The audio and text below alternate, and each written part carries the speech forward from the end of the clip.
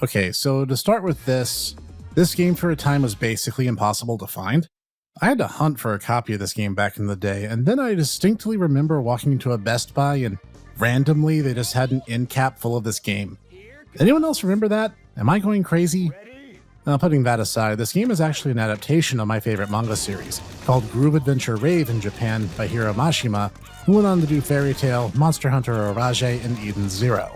It ran for 35 volumes and had its first major story arc made into an anime adaptation which ran on the Toonami Cartoon Network block for a time. And like many things that I fall in love with, nobody ever talks about it. So let's fix that today. Join me for a closer look at the Nintendo Gamecube's Rave Master.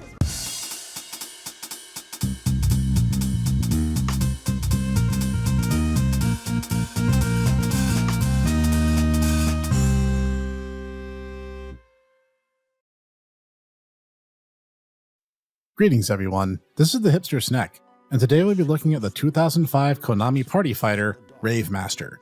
Not to be confused with the platformer party fighter on the GBA named Rave Master Special Attack Force, which, oddly enough, came out in the English-speaking world the same year and month. I'll get to that sometime, so don't worry. As soon as we turn the game on, it will launch into a heavily abridged story recap of the world of Rave Master. 50 years ago, the Shadow Stones, called Darkbring in the manga, engaged in battle with the Holy Rave Stones in the command of the then young Sword Saint Shiba. The conflict resulted in an explosion known as Overdrive, which decimated 10% of the entire world, leaving most of the continent it happened on a blighted wasteland. We then cut forward, courtesy of the game's story mode, 50 years later on Garage Island, where the young man, Haru Glory, befriends Old Man Shiba and becomes the heir of the power of the Rave Stones and its gigantic sword, the Ten Commandments, a blade which can change shape by using the Rave Stone's powers. Using this massive hunk of steel and his newfound comrades, Haru must stop the ambition of the Shadow Guard, or Demon Card originally, and stop their mad ambitions. Thus, the new Rave Master steps out into the world. And to start, the game looks pretty good, in a very stylistic way. By that I mean everything is bouncy. Seriously, the hair, the models, the snowman dog thing, Plu, everything is just super bouncy. But the game has this vibrant color palette that looks like an anime really did get wrapped into 3D polys. The levels are lively, even if they break down into large square or large circle mechanically, but even so, the levels capture the sheer grandeur of the Rave Master world, including the disturbingly true to source material things like Nakajima, the huge, green, face, flower, sun man who lives on the side of Haru's house. Yes, he's fully animated even though you can't even interact with him. That's a lot of attention to detail, even with the camera as far out as it can be. The one thing I will gripe about, however, is the lip syncing is something like a Showa-era Godzilla film dub, as none of the character lip flaps even come close to matching what they're trying to say. My beliefs! That's where my strength comes from! And yes, I know this comes from an era in games where that sort of thing was harder to compensate for, but it's too glaring not to at least mention it. And sound-wise, the game's great. The same voice cast from the anime's dub reprise their roles for the sake of the game, and they all do a great job. Special props going to Yuri Lowenthal for his excellent voice work on the hot-blooded Haru. Though, question Konami, why did you not allow Reina to speak? Could you not afford to pay another voice actress or something? Not that I'm salty or anything. And the music is great.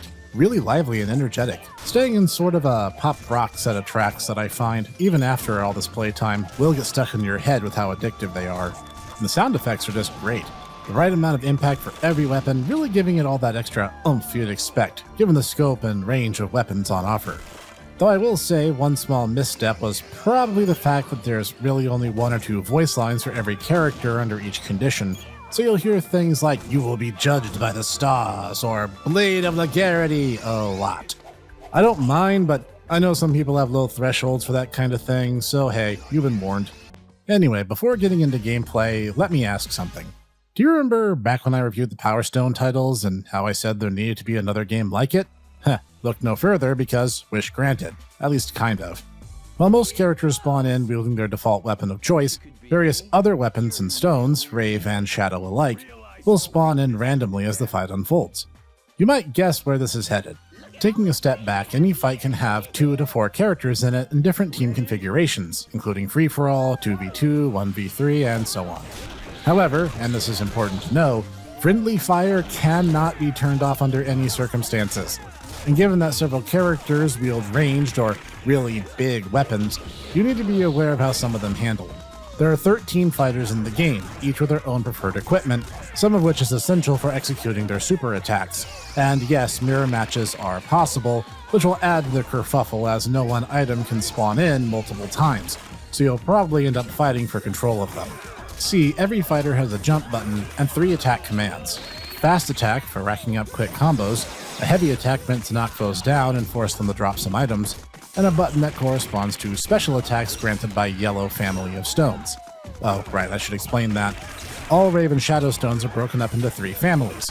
Red stones grant some kind of augment to your attack, usually enhanced damage. Blue stones have passive effects, like one that restores your special gauge over time, or another that makes your entire body metal, thus reducing incoming damage. Yellow stones are projectiles, which expend a little energy gauge as ammo when activated. You'll also build up said special gauge by dealing damage to enemies, or your friend if you're that guy, though some level of friendly fire is admittedly unavoidable courtesy of the game's super moves.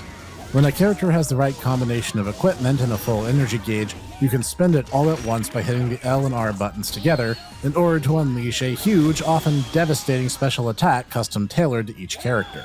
Not just that, but each of them behaves precisely how they do in the original manga. And this includes characters like Rosa, who needs only her chain knife weapon and a singular stone in order to activate a special that causes all male characters to dance helplessly for the duration of the musical cue, leaving them open for her to just wail on them at her leisure in a bit of hilarious/frustrating game mechanics.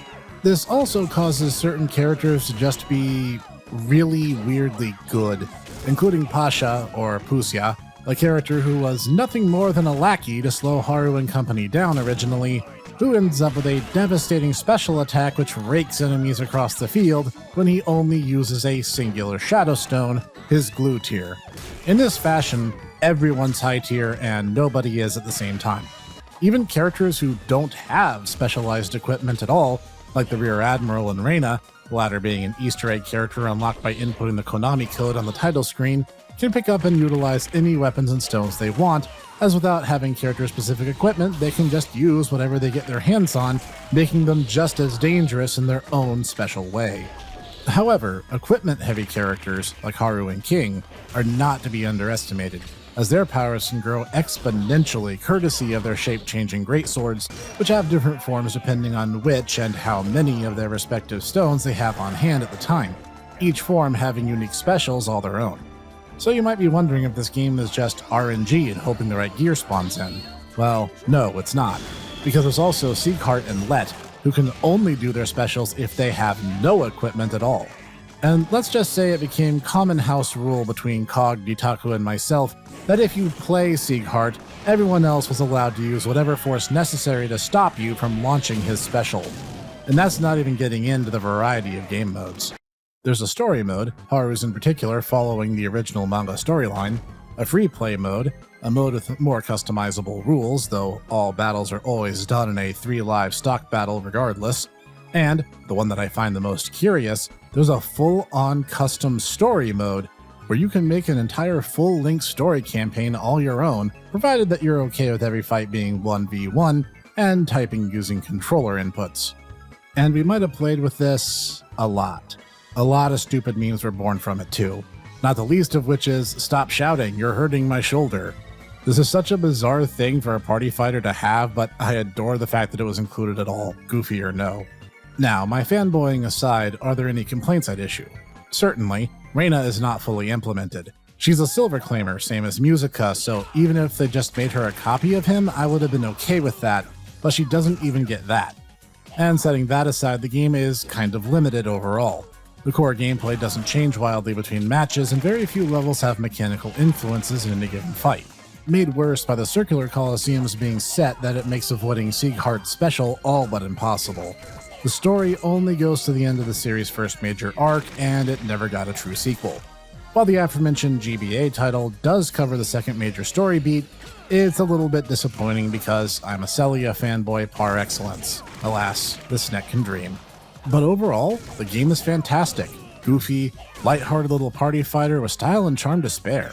The game is just terrific and deserves another look even all these years later, as the sort of spiritual successor to Power Stone that I yearned for and got before I even knew what Power Stone was. If you get the chance to play it for yourselves, you definitely should. It's fun, it's silly, it's everything a Rave Master adaptation should be. And that's the final word on this bit of obscure gaming goodness. This has been the Snek Master, bringing today an underrated GameCube party fighter delight. Did you know about this series already? Leave a comment down below if you did. And if you liked today's episode, tap the like button so I know. Also, you can hit the subscribe and bell icons too, so you never miss future episodes like these. Also, we're rehoming the Tomodachi Bros podcast, where my two closest bros, Kog and Ditaku, join me to talk anime, movies, and more. Those go live every Wednesday until we're all caught up. And you can join me here every week for obscure reviews, indie excellence, snack talks, and more. And I will see you there.